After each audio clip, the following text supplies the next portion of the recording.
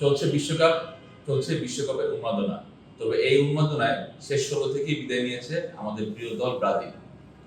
Brazil সবশেষ বিশ্বকাপ জিতেছিল 2002 সালে। এরপর পেরিয়ে গেছে 2 যুগ। ব্রাজিলকে বিশ্বকাপ জেতার জন্য অপেক্ষা করতে হবে আরো 4 বছর, সব মিলে 28 বছর। যে ব্রাজিল দল আসলে 5 বারের চ্যাম্পিয়ন এবং বিশ্বকাপ ফুটবলের সবচেয়ে সফলতম দল, তাদের আসলে এই পরিণতি কেন? এই নিয়ে আলোচনা করতে আমাদের সঙ্গে আছেন আমার দুই কলিগ সত্যজিৎ দা এবং আদল ভাই। তো দুজনকে স্বাগতম। তো প্রথমেই আমি আদল ভাইয়ের কাছে আসি যে আপনি তো ব্রাজিলের অনেক বড় ফ্যান। তো ব্রাজিল প্রতিবার বিশ্বকাপ খেলেছে, 5 বারের চ্যাম্পিয়ন, এত ঐতিহ্যবাহী দল, এই বাজে অবস্থা কেন? ব্রাজিল যতবারই বাদ করছে কারণ ব্রাজিলের সংকট আছে, নানামুখী সংকট আছে, কিন্তু এবার কথা একটু ভিন্ন আসবে। এবার কথা ওই বিষয়ে নিয়ে আসতে পারেনি। নতুন কোচ ইউরোপ থেকে আসছে, লাতিন ফুটবল সেরকম লাতিন ফুটবল সঙ্গে সেরকম কাজ করে, ক্লাবের কাজ করছে, ফুটবলের পেছনে কাজ করছে, কিন্তু লাতিন যে এনভায়রনমেন্ট, ক্লাব সিলেকশন কমিটি বা ফুটবল ফেডারেশন এই আমরা তো সমর্থন কাজ করি। ব্রাজিল ফুটবল ফেডারেশন মানে জটিল জায়গা, প্রেসিডেন্ট হস্তক্ষেপ করতে পারে না। সিন্ডিকেটের জন্য এই অবস্থা। সিন্ডিকেট একটা না, সিন্ডিকেট থেকে আমি বলবো না, ফুটবল ফেডারেশন এখনো কত খারাপ অবস্থা যায়নি, মানে একরকমই বলা যায়, একরকম একটা ব্যাপার যে না, ফুটবলের বিষয়ে আমরাই বুঝি বা আমাদের অধিক জায়গা। কিন্তু আপনার মনে হয় রাজনৈতিক কারণে এই অবস্থা? আমার মনে হয় না ফুটবল ফেডারেশনের রাজনীতি আছে, হস্তক্ষেপ নাই। তাহলে এই কোচ বা প্লেয়ারের ব্যাপারে আমার মনে হয় দেখেন ব্রাজিলের সেই সোনালি সময়টা এখন রোনালদো নাজারিও বলেন, রিভালদো বলেন, রোনালদিনো বলেন, বেবেতো, রবার্তো কার্লোস, মানে এক একটা নাম এক একটা সুপারস্টার। যেমন 2002 ব্রাজিল মানে ব্রাজিল যে সর্বশেষ বিশ্বকাপটা জিতেছিল, এই দলটার দিকে যদি আপনি তাকান, প্রত্যেকটা প্লেয়ার এক একজন সুপারস্টার। মানে কাকে রেখে কাকে নাও, কাকে দিয়ে একাদশ সাজানো, বিষয়টা এরকম ছিল 2002 ব্রাজিলের লাস্ট বিশ্বকাপ। বা এরপর থেকে ব্রাজিলের ফুটবলটা প্রত্যেক মানে দিনের পর দিন সেটা নিচের দিকেই যাচ্ছে। ব্রাজিল এখন কোয়ার্টার ফাইনালে যেতে পারে। হ্যাঁ, আমরা এবার দেখুন শেষ 16 থেকে কিন্তু 36 বছর পর, মানে 1990 সালে মানে আসার আগে আমি মানে আপনাদের সঙ্গে শেয়ার করছিলাম যে এই ব্রাজিল দলটা নিয়ে আমার আসলে কোনো আশা নেই, কারণ ইতিহাসের সম্ভবত সবচেয়ে দুর্বলতম দল নিয়ে ব্রাজিল বিশ্বকাপে গেছে। এবং আপনি আরেকটা জিনিস দেখবেন যে গত 2022 বিশ্বকাপের পর থেকে ব্রাজিল দলটা গোছানোর কোনো চেষ্টা নেই। টেকনিক্যালি দিকগুলো দেখছি, ব্রাজিল ফুটবল ফেডারেশন তারা কার্ডো আঞ্চলিকের জন্য দীর্ঘদিন মানে প্রায় 3 বছর আঞ্চলিকের জন্যই তারা মানে আঞ্চলিক অন্তর্বর্তীকালীন কোচ বাকি যারা মাঝখানে যে দরিয়াল জুনিয়ররা ছিলেন তাদের অন্তর্বর্তী কোচ হিসেবে চালাইছে। এটা এইভাবে তো আসলে একটা বিশ্বকাপ দল গোছানো যায়, এটা অসম্ভব। আঞ্চলিক আসলেন 1 বছর, 1 বছরে একটা দলকে বিশ্বকাপের জন্য উপযোগী করে এটা জাস্ট ইম্পসিবল। উনি যখন আসেন তখন তো মানে বাছাই করবো আমরা পার হতে পারবো কিনা, এটাই একটা বাছাই পর্ব শেষ দিকে তখন উনি এসে বাছাই পর্ব পার করলেন ব্রাজিল। আমার মনে হয় যে এটাই আঞ্চলিকের অন্যতম বড় সাফল্য। হ্যাঁ, বাছাই পর্ব করে আদৌ বাছাই পর্ব পার হতে পারতো কিনা যথেষ্ট সন্দেহ ছিল তাদের যে পারফরমেন্স। এইগুলো বিষয়ে আমার কাছে মনে হয় যে আঞ্চলিকের আসলে খুব বেশি কিছু করার ছিল। তিনি ট্যাকটিক্যাল বস, তিনি ডন, তাকে ডন বলা হয়, বাট আপনার তিনি তো মাঠে গিয়ে পারফর্ম করেন। আসলে মাঠে গিয়ে পারফর্ম করবে, হ্যাঁ, আর আসলে কি ইউরোপিয়ান লেভেল করে তাকে খেয়াল করে দেখবেন ব্রাজিলের লেভেলে খেলা হবে, ব্রাজিলের সেই চিরাচরিত ধীরে খেলা ছিল। হ্যাঁ, তো ব্রাজিল আসলে এখনো কোচের সঙ্গে মতো মানায় নিতে পারে। হ্যাঁ, মানে এটা মনে হয় ফার্স্ট কোচ না, মানে ব্রাজিল কখনো মানে বাইরের দেশের কোচ এনে বিশ্বকাপে যায় নাই। লাতিন কোচের মধ্যেই ছিল, ব্রাজিলের বাইরে একজন অন্য দেশের কোচ আছে। হ্যাঁ, মানে একটু বিদেশি কোনো কোচ দিয়ে কোনো দল কিন্তু বিশ্বকাপ জিতে নাই এখনো পর্যন্ত। প্রত্যেকটা দলই তাদের নিজস্ব কালচার, ঐতিহ্য সেটা মেনটেন করে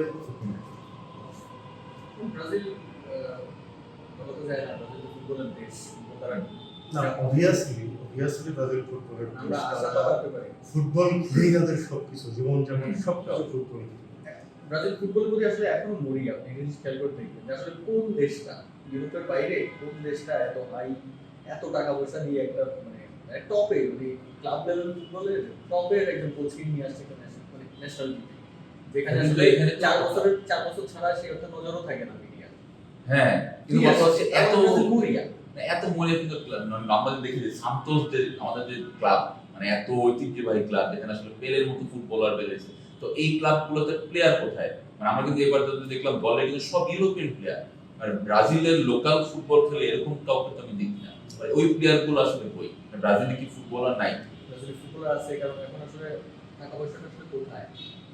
ফুটবল তো ব্রাজিলিয়ানরা খেলতো হচ্ছে প্রথমে আনন্দ, আর দ্বিতীয়ত হ্যাঁ। হচ্ছে যে একটু বেঁচে থাকতে হবে। হ্যাঁ, একটু মানে ন্যাশনাল কাছাকাছি যায়, আমি দিয়ে দিয়ে বেঁচে যেতে পারি। ব্রাজিল তো আসলে অর্থনৈতিক অত শক্তিশালী একটা দেশ না, কখনোই ছিল না, এখনো ফাইট করছে তারা। এখন আসলে ব্রাজিল ফুটবল থেকে আমার আমার ধারণা মনে হয় ওদের প্রথম লক্ষ্যটাকে আমাদের যে কোনোভাবে ইউরোপে ঢুকতে হবে, তাদের লক্ষ্যটা বেশি ইউরোপে যাওয়া, আর ইউরোপ হচ্ছে টাইগার জায়গা। মানে এটা কি মানে পেলে কিন্তু কখনো ইউরোপে খেলে নাই।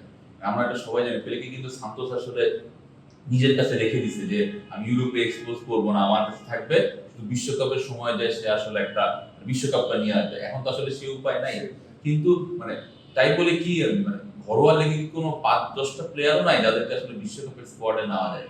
মানে এরকম কি এতই কি খারাপ অবস্থা ঘরোয়া লিগের? না, তো আসলে ব্রাজিলের লিগ তো সেরকম দেখা হয় না। এত খারাপ কোনো অবস্থা থাকতে হবে কথা না। আসলে এখানে একটা জাতীয় দলেরও ব্যাপার আছে, দেশের প্রতি একটা দেশের প্রতি টান বা ভালোবাসার একটা ব্যাপার আছে। যেমন ধরেন পেলের শৈশবটা পেলে মারাকানা ট্র্যাজেডির সময় সে বাবাকে বললো যে আসলে আমি ব্রাজিলকে বিশ্বকাপ জেতাবো। তো একটা ছেলে তো আসলে মানে পেলে তো হইলেই ওইরকম হয়ে উঠছে, হ্যাঁ, মারাকানা দিচ্ছে। আর সেই ইউরোপে যায় নাই কেন? পেলের নিয়ে জন্য তো আসলে ইউরোপের ক্লাবগুলো তো বসেছিল একদম কাহিনী কাহিনী। কারণ যে দেশ প্রেমের থেকেই যায়, মানে টান যে না আমি আমার মাতৃভূমিরেই জেতাবো, আমি যাবো। তার টার্গেটই হচ্ছে ওয়ার্ল্ড কাপ, মানে ক্লাব ফুটবল না।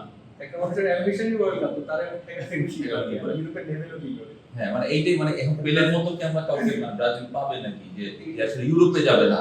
এটা ভবিষ্যতে আদরের সঙ্গে আমি মানে এই জায়গাটা একমত পোষণ করে আমি কিছু অ্যাড করতে চাই।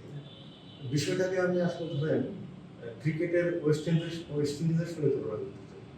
কিন্তু দেখেন ওয়েস্ট ইন্ডিজ মানে স্যার রিক রিচার্ডস, স্যার গ্যারি সোবার্স, কি ব্রায়ান চার্লস, ভয়ঙ্কর ওয়েস্ট ইন্ডিজ টিম ছিল একসময়। সেই ওয়েস্ট ইন্ডিজ টিমে খেলার জন্য এখন ক্রিকেটার দরকার, অথচ বিশ্বের যে কোনো ফ্র্যাঞ্চাইজি লিগ দেখেন সব ওয়েস্ট সব ইন্ডিজ। ওয়েস্ট ইন্ডিজের ক্রিকেটার দেখতেছে। কেন? প্রথমত আপনি যেটা বললেন দেশপ্রেমের অভাব, অবশ্যই দেশপ্রেমের অভাব। এর পিছনেও যুক্তি আছে, আপনার পেটের টাকা নাই। আপনার প্রথম মেটাতে হবে, সেই টাকা নেই, তো সেটার দায়িত্ব অবশ্যই সেই দেশের ফেডারেশন, সেই দেশের সরকারের। তো ব্রাজিলে নিশ্চয়ই এরকম কোনো ট্রানজেকশন হচ্ছে যে তাদের বোর্ড দেশের ফুটবলটাকে সঠিকভাবে পরিচালনা করতে পারছে, তাদের ফুটবল ফেডারেশনের সিভিএফ এর সঠিক পার্সন দায়িত্বে নেই, যে কারণে ক্লাবগুলো একটা সময় পেলের মতো ফুটবলার সান্তোসে খেলেছে। নেইমারের সান্তোসে সান্তোস যোগ থেকে দেওয়ার আগে আপনি সান্তোসের নাম জানতেন? এই প্রজন্ম সান্তোসের নাম জানতেন না। কেন এই অবনতিটা কেন হলো? ব্রাজিলের মানে ফুটবলের যারা হত্যাকর্তা তাদেরকে এই বিষয়টা নিয়ে ভালো চিন্তা করা উচিত। আর একটা ব্যাপার আছে, আরেকটু যোগ করি, সেটা হচ্ছে ব্রাজিলিয়ান ফুটবলারদের লাইফস্টাইল। লাইফস্টাইলে তো অনেক কথা। আমি একজন ব্রাজিলের একজন চরম সমর্থ হওয়ার পরেও বলবো যে তাদের লাইফস্টাইল মানে একজন প্লেয়ার কি সুশৃঙ্খল থাকতে হবে, একটা জীবন ঠিক টাইমে ঘুমানো যাওয়া, ঘুমাতে যাওয়া। কিন্তু আপনি রোনালদিনিও আমাদের পছন্দের, সবারই পছন্দের, তার শত্রু নেই বলা যায়। এই ফুটবলের জীবন যদি আপনি টাকা, ক্লাব, পার্টি, হ্যাঁ, মানে এটা যে তারা আসলে ক্যারিয়ারের শেষ 5-7 বছর খেলতে পারে না। অথচ কতদূর যাওয়ার কথা তার। হ্যাঁ, ইজিলি সে 10 বিশ্বকাপ খেলতে পারত, মানে ইজিলি। বাইরে যেতে পারে। সবাই তো ম্যারাডোনা হতে পারে না। হ্যাঁ, এইটাই কথা। হ্যাঁ, সবাই এটাই। ম্যারাডোনার মতো এত ড্রাগ বা এত কেলেঙ্কারির পরেও সে কিন্তু একদম টপ অবশ্যই খেলে কিন্তু গেছে, তার ফুটবলের জায়গায় তার যে পারফরম্যান্স, সেখানে তার কোনো সমস্যা নেই। সমস্যা নেই। সে যা খুশি করছে। মানে ম্যারাডোনা তো সবাই হতে পারে। এটা তো আসলে এগুলো তো আসলে মানে শতাব্দীটাই আমি পেলে ম্যারাডোনার মতো হ্যাঁ, প্রতিগত শতাব্দীটাই এক দুই জায়গায় সেটা হতে পারে না। কিন্তু যেটা হয় যে কেন্দ্রিককে আপনি দেখেন, অল্প বয়স, একদম অল্প বয়স। এর মধ্যেই তার ফুটবলের মনোযোগের চেয়ে তার ফুটবলের বাইরের জগতের মনোযোগটা মনে হয় একটু বেশি, এবং ফুটবলের বাইরের জগৎ থেকে শিরোনামে বেশি বেশি আসছে মানে অল্প বয়সে ইউরোপে যাওয়া, এখন ঠিক আছে, ম্যারাডোনাকে অবশ্যই ফলো করা যেতে পারে, উনি একজন কিংবদন্তি, বাট তার পুরো বিষয়টা, তার পারফরমেন্সটা ফলো করতে হবে। হ্যাঁ, তার লাইফস্টাইল লাইফটা ফলো করবে, ফলো করতে হবে না। বাট তার পারফরমেন্স ফলো করবে না। তারা ম্যারাডোনাকে প্রয়োগ করে আসলে। তারা আসলে একটা কলোনিয়াল কান্ট্রিগুলো কি আসলে আমরা একটা পরিবর্তনের মধ্যে থাকি, হ্যাঁ আমরা দেখি যে যারা আমাদের শোষণ করে সেই কান্ট্রিগুলোর দিকে চাকচিক্য হয়, তারা ক্লাব পার্টি, হ্যাঁ, ওই জিনিসটা অনেক হ্যাঁ বেশি। তা এখন দূর থেকে দেখে মনে হয় যে ওইটাই ছিল স্বপ্ন থাকে যে আমি টাকা আয় করবো, আমি ওইরকম জীবনযাপন করতে পারি। তা এখন ব্রাজিলও তো আসলে অর্থনৈতিকভাবে ভেঙে পড়ে গেছে, আর এনরিকো ওইরকম কোনো ফ্যামিলি থেকে আসে নাই যে আসলে মনস্তাত্ত্বিকভাবেই মানে খুব স্বাভাবিক একটা মানে মনস্তাত্ত্বিক বলেন আর এর বলেন ওই জীবনটা সে পায়। এখন সে তার মেন্টরও নেই, আমার একটা বিশ্বাস যে তার কোনো মেন্টর মেন্টর আমি সেটাই বলছিলাম যে এখানে ফুটবল ফেডারেশনের বিষয়, একটা প্লেয়ারকে ধরে রাখতে হবে। একটা প্লেয়ার কেন ইউরোপিয়ান ক্লাবগুলো যাবে, তার দেশে কেন পেলে কেন শান্ত একটা নির্দিষ্ট বয়স পর্যন্ত ব্রাজিল রাখতে হবে। হ্যাঁ, আমরা যদি উল্টো দিকে দেখি, আর্জেন্টিনার কথা যদি 18 বছর আমরা বয়সে একটা ছেলেকে পাঠানো আমার অবাক লাগে, আমার মানে খুব কষ্ট হয় ব্রাজিলের খেলা দেখতে। ব্রাজিলের সেই সাম্বার সৌন্দর্য নেই, ব্রাজিল মানে ইউরোপিয়ান স্টাইল ফলো করতে গিয়ে কিছুই হচ্ছে না আসলে। ইউরোপেরটাও তো ঠিকঠাক ফলো করতে হ্যাঁ, পারছে না। ইউরোপেরটাও হচ্ছে না, নিজেরটাও হচ্ছে না। সাম্বা তো শেষ, মানে এদিকে দুইটা ক্রসওভার করতে গিয়ে আসলে কোনোটাই হচ্ছে না। কোনোটাই হচ্ছে না, আমরা মানায় নিতে পারছি না, মানে নিতে পারছে না। এখনো পারছে না। আপনি দেখবেন ব্রাজিলের খেলার মধ্যে এখনো ওই সাম্বার ছন্দ না থাকলেও কিছুটা সাম্বার প্রভাব আছে। Pattern আছে। দেখবেন Pattern। খুব হেলে তুলে পাস দিচ্ছে, হ্যাঁ ডিফেন্সের আছে একটু ধীরে সুস্থে, হ্যাঁ। মানে আমি ওকে ধরে ফেলবো, আবার উঠছে একটু মানে আস্তে আস্তে আস্তে আচ্ছা, মানে উঠছে। ইউরোপের পেজটা এখনো ওই ওই ধরতে পেসটা পারে। ধরতে পারে না, সাম্বার মতো হ্যাঁ। একটু সাম্বার রয়েছে কিন্তু গতিটা ইউরোপের এখনো আসে না, সাম্বাও নাই, আসবে না, হ্যাঁ, যে এইটাই বুঝছি। সেই স্পিড তো সাম্বার স্কিলটাও নাই ইউরোপিয়ান টিমের সঙ্গে পারে না, এই কারণে একটাই, যে সাম্বার স্কিলটাও নাই, ইউরোপিয়ান সেই স্পিডও নেই, মাঝামাঝি একটা জায়গায়। মাঝামাঝি একটা জায়গায়। এবার কিন্তু ইউরোপ নিয়ে দেখেন, গত 6 বার আমরা কিন্তু ইউরোপিয়ান টিমের কাছে হেরে বাদ দিচ্ছি বিশ্বকাপ থেকে। মানে এটা কিন্তু মানে একটা হতাশার ব্যাপার যে একটা টাইমে ইউরোপিয়ান দলগুলো আসলে আমাদের কাছে পাত্তা পাইতো না। পর্তুগালের থেকে ভয় দেয়। হ্যাঁ, তারা এখন মনে করেন যে কোনো ইউরোপিয়ান দল, আমরা জানি যে কোয়ার্টার ফাইনালে বা এরকম নকআউটে ব্রাজিলের সাথে থেকে হারাই দেওয়া যাবে। মানে 6 বার, মানে টানা 6 বার আমরা ইউরোপিয়ান টিমের কাছে হেরে। তো আমাদের কি এখন সামনে ইউরোপিয়ান টিম দেখলে আমরা বাদ পড়ে যাবো? মেন্টালিটি কি এরকম হয়ে গেছে নাকি? 30 বিশ্বকাপে যদি এরকম হয়, ইউরোপের একটা ভয়টা ব্রাজিল কাজ করে, ওই ভয়টা এবারও ছিল না বলবো। আমরা তো ইউরোপিয়ান কোচটাও নিয়ে আসলাম, ইউরোপের সেরা কোচকে নিয়ে আসছি, মানে যেন তেন কোচ না, একদম সেরা কোচ।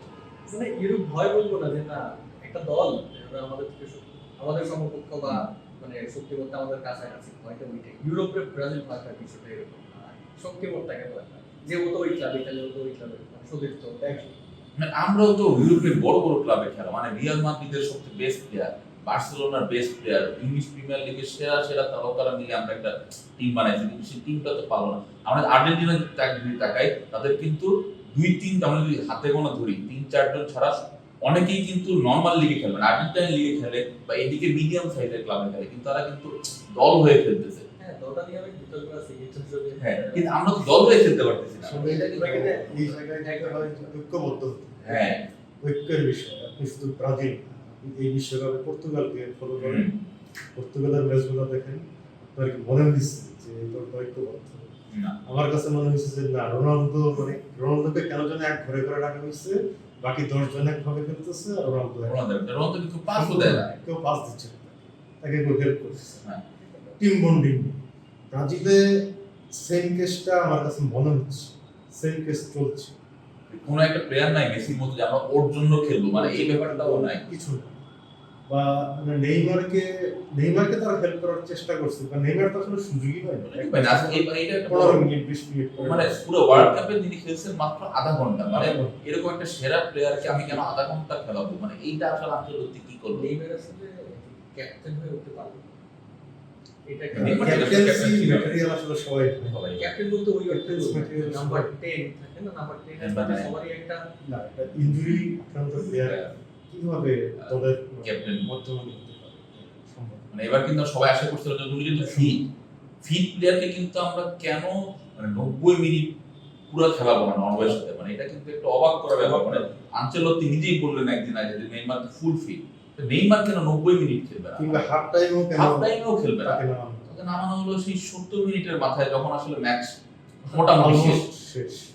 মানে এইটা কেন, মানে এরকম প্লেয়ারকে কি আমরা ওয়েস্ট করলাম? নেইমার কিন্তু আর মনে হয় না ওয়ার্ল্ড কাপ খেলবে, মানে আমরা আর কবে পাবো এরকম একটা প্লেয়ার যাকে নিয়ে আসলে এত আলোচনা বা এত কিছু। নেইমারের একটু বয়স কত? 35 34 34 38 তো পাওয়া যেতে পারে বলা যায়। হ্যাঁ, মেসি অভিমান করে বলছিল WhatsApp যে- শেষে অভিমান করে হয়তো বলে যে হ্যাঁ এটাই আমার শেষ। কিন্তু আমরা মেসিও বলছিল, আমরা হ্যাঁ। মেসিকে দেখেছি তিনবার অবশ্য নিয়ে তিনবার হ্যাঁ, তা ফিরে আসছে। এবার কান্নাকাটি করে গেছে। হ্যাঁ, নেইমার তো মানে এরকম কি তার ফিটনেস আছে কিনা এটাও কিন্তু একটা ফিটনেস একটা ব্যাপার। নেইমার যদি ইনজুরি মুক্ত হয়ে হুম যদি এখন যে ব্রাজিলের যে ঘরোয়া সান্তোসেই সান্তোসেই হ্যাঁ। আসলে সান্তোস থেকেই তো তার শুরু। সান্তোসই শুরু। হয়তো সান্তোস থেকে হয়তো আবার পুনর্জন্ম তো নিতে পারে। হ্যাঁ, লিসা আবার কথা বলতে সে আবার মেজর সকাল দিকে চলে যাবে কিনা, ওটা হলে তো সর্বনাশ। মানে ওটা হলে তো তার মানে ফুটবল ট্র্যাক থেকে সে বের হয়ে যাবে। এবং মানে নেইমারকে অবসর না নেওয়ার তো অনুরোধ তো ব্রাজিলের প্রেসিডেন্ট সিরিয়াস করছে, তার বাবা করছে। সবাই করছে। কিন্তু আঞ্চলত্তি কেন নেইমারকে নামালো না, এটা একটা আমার কাছে একটা বড় প্রশ্ন। আর আঞ্চলত্তি কিন্তু একবারও বলে নাই যে না নেইমার তুমি অবসর নিও না। তার যে ওই বক্তব্যটা ম্যাচের আগে যে 90 মিনিট খেলার জন্য ফিট, এটা কি মানে আদৌ সঠিক কিনা, না প্রতিপক্ষকে একটু চমকে দেওয়ার জন্য উনি বলেছিলেন, সেটা একটা প্রশ্ন। এটা আমার দেখে মনে হয় না যে আসলে মানে নেইমার যখন মাঠে ছিল নেইমার এখন ওইরকম ফর্মে নাই যে তাকে 15 মিনিট নামায় 15 মিনিট নামিয়ে সে একটা গোল করে ফেলতে। ওই সময় দিতে হবে। আমি দেখলাম ব্রাজিলকে তো মানে অন্তত মানে ধরেন 50 মিনিট 60 মিনিট দিলেন না, সে ম্যাচটাকে গুছায় নিতে পারবে। স্টার্টিং 11 এর আমার মনে হয় একটা চান্স দিয়ে দেখতে পারতো। হ্যাঁ, মানে হ্যাঁ, নেইমার তো আসলে এখনো ইনজুরি হোক মানে মরা হাতি লাখ টাকা আচ্ছা, মানে মাঠে থাকা মানেই কিন্তু চাপ দেখেন তো করতোই। চাপ তার পড়তো। মাঠে থাকা মানে একটা বিরাট ব্যাপার। আরেকটা যেটা নেইমার যদি মাঠে থাকতো পেনাল্টি কিন্তু নেইমার নিত, এটা মোটামুটি নিশ্চিত। কারণ নেইমার পেনাল্টি কিন্তু মিস করবে এতে না। কোনো ব্যাপার না। এবং শেষ পেনাল্টিটা সেই গোল, মানে পেনাল্টি যদি পেয়ে যেত মানে গোলটা যদি নেইমার করতো, নরওয়ের সাথে কিন্তু আমরা ম্যাচ মানে জিতে যেতাম। মানে এই ভুলটা আসলে মানে আঞ্চলত্তির সামনে কিন্তু এখন আরো 4 বছর সে যদি এরকম মানে অনেকে বলে যে আঞ্চলত্তির একটা সমস্যা আছে, সেটা হচ্ছে উনি পছন্দের প্লেয়ারকে খারাপ খেললেও প্রথম একাদশে রাখে। তো এরকম যদি হয় তাহলে কি মানে 4 বছর আমরা আবার টিম বুঝাইতে পারবো কিনা। এখন আঞ্চলিক পছন্দের প্লেয়ারটা কেন হচ্ছে সেটাও তো একটা ব্যাপার। তার প্ল্যানের মধ্যে আছে বিধায় সে পছন্দ। হ্যাঁ। মানে তার প্ল্যানটা এক্সিকিউট করার ক্ষেত্রে তার যথেষ্ট সাহায্য করতে হবে। এটা মানে আঞ্চলিক পছন্দ। তার প্ল্যান কি আমাদের নেক্সট প্ল্যান তো কোপা আমেরিকা 28 সালে। তা আমরা কি কোপা আমেরিকায় ধরেন ইউরোপিয়ান টিম তো নাই, কোপা আমেরিকায় শুধু আর্জেন্টিনা, কলম্বিয়া, ইকুয়েডর, আমরা মোটামুটি ধরে রাখতে পারি যে আমরা ধরেন ফাইনালে খেলবো বা সেমিফাইনালে খেলবো। তো আমাদের আসলে ট্যাকটিক্সটা এখন কি হবে? এই যে প্লেয়ার 15 জন বা 20 জন স্কোয়াড, এদেরকে নিয়ে প্ল্যান না নতুন কোনো প্লেয়ারকে আমরা নিয়ে আসার চেষ্টা করবো নিজেদের ক্লাব থেকে। এখন ইতিমধ্যে একটা খবর দেখলাম, সেটা হচ্ছে প্লেয়ার যে চুজ করে হ্যাঁ, ওইটা আঞ্চলিক নিয়ন্ত্রণ দিচ্ছে। হ্যাঁ, ক্লাব মানে পুরো ব্রাজিল দেশে। মানে এটা কি ব্রাজিল এবং ফুটবল ফেডারেশন আবার মার নাই কিনা? এটা কিন্তু একটা কথা, আমার ফুটবল ফেডারেশন অনেক রাজনীতি, অনেক পলিটিক্স এবং লোকাল এগুলো পলিটিক্স মনে হয় আঞ্চলিকের সঙ্গে তাদের ওইভাবে চুক্তি হয়েই তাকে আমাদের নিয়ে আসছে। আমরা ফুল স্বাধীনতা পাবো। তাকে আপনাকে আমরা সেই সাপোর্টটাই দিব। আঞ্চলিক বোধ হয় সেইটার পূর্ণ প্রয়োগটা করবে না, সেই সুযোগটা দিবে না। এখন কোপাতে সামনের কোপাতে বোঝা যাবে, বুঝুন তো। তার আগে কিন্তু অলিম্পিকও আছে একটা, মানে ছোট প্লেয়ার যারা মানে অনূর্ধ্ব ওই 18 বা 17 প্লেয়াররা কিন্তু ইয়েতে খেলবে। পাইপলাইনটা বুঝতে পারবো আমরা, আসলে আমাদের পাইপলাইন কি আমরা কতটুকু ভালো। ওখানে কিন্তু নরমালি সব লোকাল ফুটবলাররাই খেলে, মানে ক্লাবের অন্য কিন্তু বড় ফুটবলাররা খেলে না। ওই 28 কোপাটাই নজর রাখতে হবে। ধরেন 28 কোপা তো আমরা যদি ফ্লপ হই, বিশ্বকাপের আগে কি আঞ্চলিক বিদায় নেওয়ার সম্ভাবনা আছে নাকি তাকে রেখে দিবে? আমার রিসেন্ট যে মানে লাস্ট যে খবরটা পেলাম যে ব্রাজিল ফুটবল ফেডারেশন ঘোষণাই দিয়ে দিয়েছে যে 2030 সাল পর্যন্ত অন্তর্ভুক্তিকে ঘিরেই তারা প্ল্যান মানে কোন বার্তা দেওয়া হয় ডাক্তার দেওয়ার কোনো ইস্যু এখন পর্যন্ত নাই, সামনে কোপা আছে।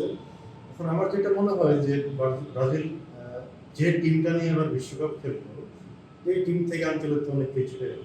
হ্যাঁ, মানে এটা বয়সের কারণে অনেক কিছু বয়স হবে। একটা ইস্যু, বয়স ফর্ম আঞ্চলিক আসলে নতুনদের নিয়ে হাঁটতে হবে, নতুনদের নিয়েই শুরু করতে হবে, নতুন তারকা তৈরি করতে হবে, মানে তারকা তৈরি করে যে আর্জেন্টিনার মতো একটা তারকা তৈরি করে। তারকা তৈরি করতে হবে।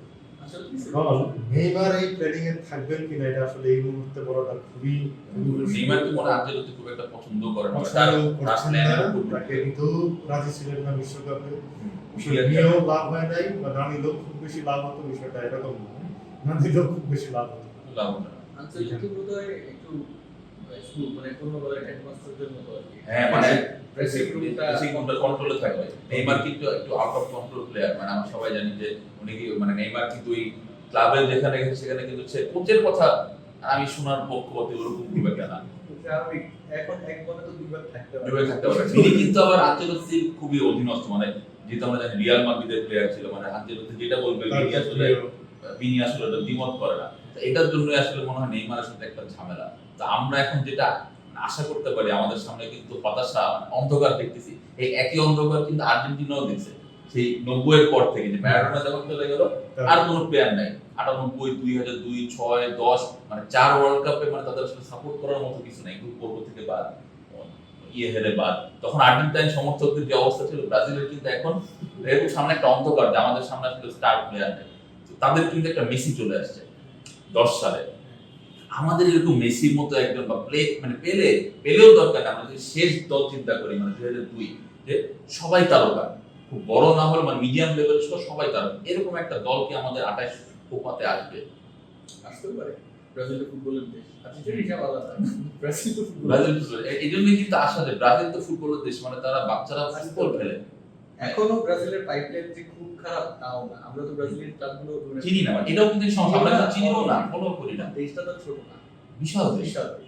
এবং কোন প্রান্তে কোন প্রতিভা, এই যে আমরা আলোচনা করছি, এর মধ্যে যে প্র্যাকটিসের স্বপ্ন দেখছেন আমি, এটা তো তুলে আনার একটা ব্যাপার, তুলে টান তুলে আনবে কি সেটা তুলে আনবে। এখন এই দায়িত্ব দায়িত্ব আছে। আঞ্চলিক দিতে হবে। আঞ্চলিক মানে উচিত মানে ইউরোপিয়ান ফুটবলে মানে মনোযোগ না দিয়ে ইউরোপিয়ান ফুটবল কিন্তু নিজ গতিতেই চলছে, মানে ইউরোপিয়ানরা যেভাবে প্লেয়ারদের তুলে আনে, তুলে আনে। আমার শুধু প্লেয়ার তুলে আনে, হ্যাঁ মানে ইউরোপে যারা খেলতেছে তারা তাদের মতো খেলবে, তুলে আনে। হ্যাঁ প্রতিভাকে খেলানো যাবে, প্রতিভাকে প্ল্যান করা যাবে, বেশি তাকে প্লেয়ার তো উঠে আসতে হবে। হ্যাঁ মানে তুলে আনার দায়িত্বটা অনেক বেশি জরুরি। ফ্রান্সের একটা উদাহরণ দেওয়া যেতে পারে। হ্যাঁ ফ্রান্স এরকম বিধ্বংসী একটা টিম, একের পর এক তারা ফাইনাল খেলতেছে, আপাতত শিরোপা দিচ্ছে, সেটা নার্সা হয়েছে, এবারও মনে হয় এবারও ফাইনাল খেলবে, এটা মোটামুটি নিশ্চিত আর কি। নিশ্চিত। ফ্রান্স কিভাবে এতটাই এরকম দুর্ধর্ষ টিম কিভাবে ফ্রান্স তৈরি করে? না ফ্রান্সের কি ব্যাপার? তারা 20 বছর মেয়াদী পরিকল্পনা পরিকল্পনাই নিয়েছে যে আমরা যারা ফুটবলার তৈরি করবে, তৈরি করতে তাদের 20 বছর মেয়াদী পরিকল্পনা। ফ্রান্স বাদ দেন, আমাদের এশিয়ায় চলে আসে, জাপান কি করছে? জাপান ইউরোপিয়ান টিমদের চোখ রাঙায় জাপান, ল্যাটিন আমেরিকার টিমদের চোখ রাঙায় জাপান। এই যে ছোট ছোট খেলোয়াড়, এদের কি স্টেমিনা, কি গতি এদের। দুঃখের বিষয় হলো জাপানকে তৈরি করছে ব্রাজিলিয়ান জিতো। ব্রাজিলিয়ান জিতো তৈরি করছে, শুধু তাই না, রাষ্ট্রের বড় একটা ভূমিকা আছে। জাপান মানে রাষ্ট্রীয়ভাবে পরিকল্পনা নিয়েছে 2050 সালের ভিতর তারা বিশ্বকাপ জিতবে। একটা রাষ্ট্র যখন এই প্ল্যান নেয়, তখন সে দেশের ফুটবল না এগিয়ে কোথায় যাবে?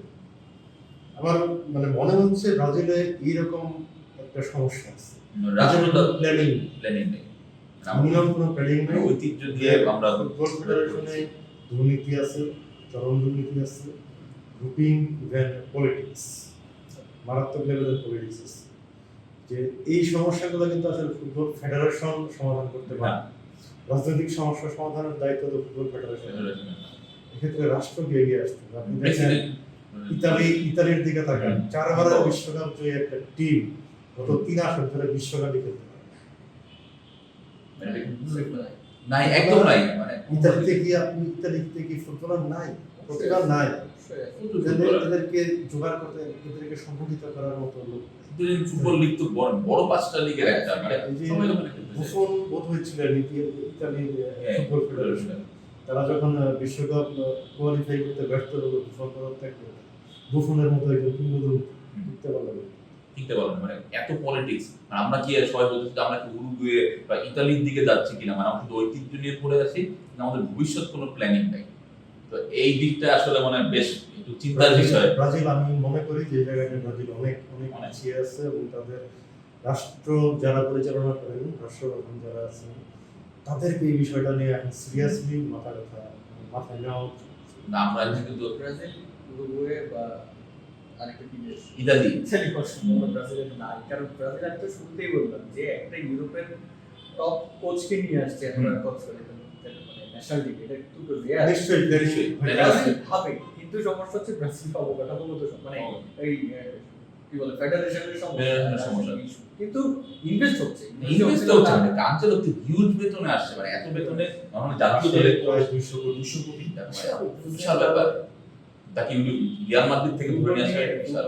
কমিউনিকেশন মুভিয়া না হয় আজকে হয়তো ঘোষণা দেয় নাই ব্রাজিল, সদর কিছু নাই ব্রাজিল মধ্যে। হ্যাঁ মানে এটা তো স্বাভাবিক যে ব্রাজিল আসলে অবশ্যই আমরা মানে আশাবাদী এখন, মানে আশা করা ছাড়া ভালো কিছু করার এবং নেই। আমি মানে আমার বিশ্বাস যে ব্রাজিল দ্রুতই এমনভাবে ফিরবে, হুম। মানে 22 ওয়ার্ল্ড কাপ হারার পর, সরি 21 কোপাতে হারার পর একজন লিডস মানে আমি ফেসবুকে পেয়েছিলাম একটা আসলে ব্রাজিল ফিরবে, এমনভাবে ফিরবে যে ফেরার জন্য ব্রাজিল নিজেই গর্বিত হবে।